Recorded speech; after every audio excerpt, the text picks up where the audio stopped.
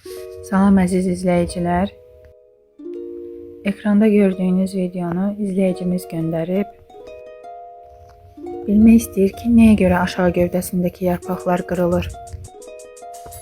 Bitkinin adı sukulentdir. Aeonium kimi də tanınır. Bitki haqqında az çox məlumat paylaşdıq. İndi isə keçək qulluq qaydalarına. Əvvəla onu qeyd edim ki, tez-tez suvarılmağı sevmir bu bitki. Soyuq aylarda ayda bir dəfə, isti vaxtda isə 10 gündən bir suvarılmağı kifayət edir. Yarpaqların sulanmasına isə ehtiyac yoxdur. Kökünə suyu tökmək kifayət eləyir. Əgər çürümüş yarpaq varsa, elə onun qoparılması məsləhətdir. Digər yarpaqların qidalanmasına mane olmasın. Beləliklə, gülün yaxşı inkişaf etməsi üçün nələr lazımdır?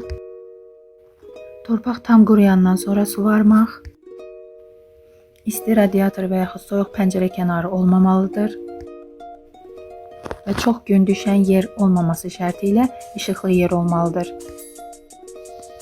Bu qədər. Videonu bəyəndinizsə like etməyi və kanalıma abunə olmağı unutmayın.